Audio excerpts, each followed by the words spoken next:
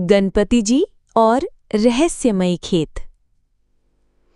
बहुत समय पहले महाराष्ट्र के एक छोटे से गांव में गोविंद नाम का एक किसान रहता था। वो मेहनती था, पर कई सालों से उसके खेत में अनाज ठीक से नहीं उग रहा था। मिट्टी अच्छी थी, पानी भी पास में था, लेकिन जैसे ही फसल काटने का समय आता, रहस्यमयी तरीके से उसकी आधी फसल गायब हो जाती। गांव वाले कहते, गोविंद, ये तेरे खेत में किसी की बुरी नज़र है। लेकिन गोविंद को विश्वास नहीं था। वो सोचता, ये कोई चोर या जानवर करता होगा।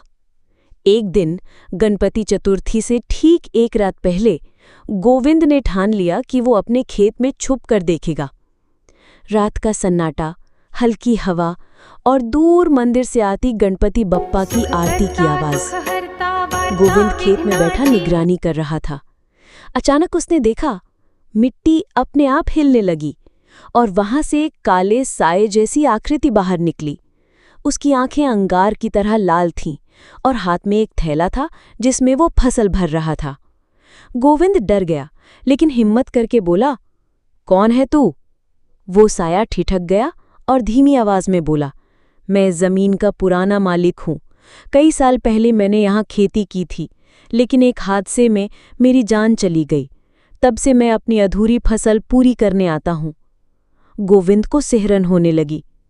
तभी पास के मंदिर की घंटियां जोर से बजने लगी, जैसे कोई अदृश्य शक्ति जाग उठी हो।